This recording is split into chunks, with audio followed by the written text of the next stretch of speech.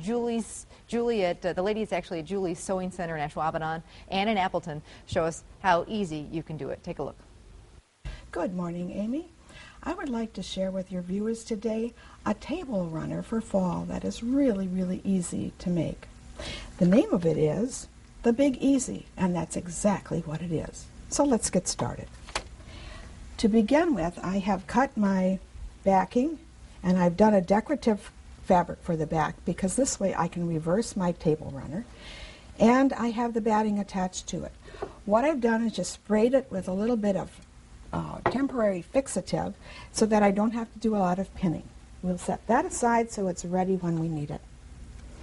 For the center of my table runner, I have chosen a fall fabric that has a little bit of gold in it, so it looks very special. The first thing we need to do is to add the inner border. That's a smaller strip, goes right sides together. I've put a 1/4-inch foot on my machine, and if you don't have a 1/4-inch foot, that's perfectly all right too. You can either move your needle position or you can do a marking on your machine. Now this is what you would sew all the way through on both sides. When you have that done, this is what your piece is going to look like. Now I need to add my second border. It's a little bit wider, it's a lighter color, but it still goes very well with the fabrics that I have selected. Once again, this is going to be a 1/4-inch seam.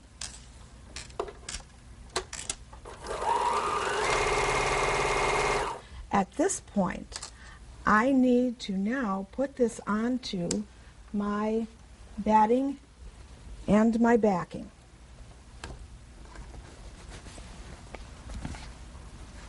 You center this in. And once again, so I don't have to use a lot of pins, I'm just going to do a little bit of spray basting,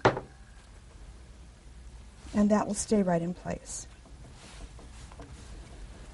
Once I have this basted down, I now have to sew it. And what I'm going to do is something called stitch in the ditch. We do this in garment sewing as well as in quilting. I need a different foot though. My 1/4-inch foot won't work for this, so I need to put on a stitch in the ditch foot. What I'm going to do is to stitch in each of these seam allowances. And when I do that, I'm going to make my stitch just a little bit longer.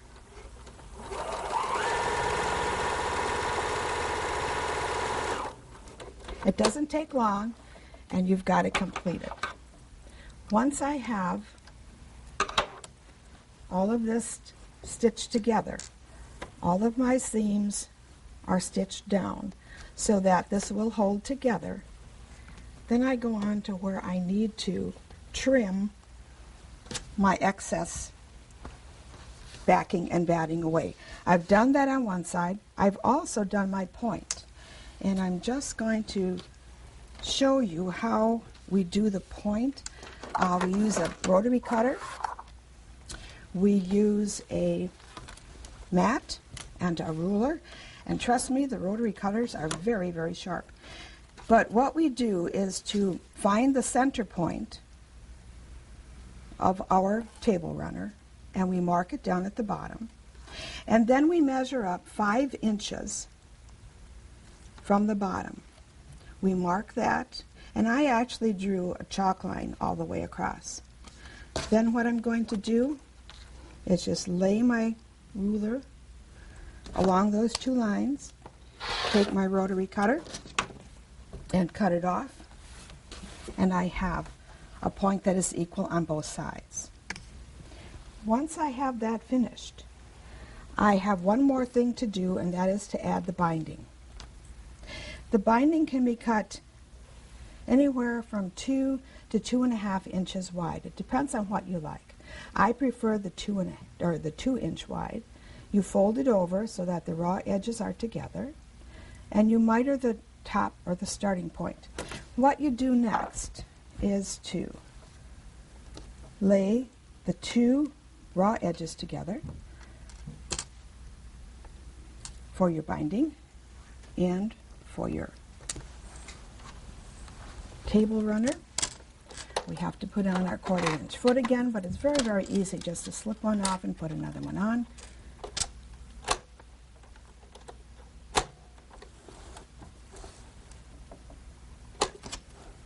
And then you start stitching down a 1/4 inch.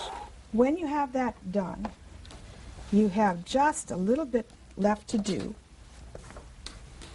and that is to take the binding that you've just attached, turn it over to the back side, pin it, and then hand stitch it. Once that is hand stitched all the way around, your table runner is done.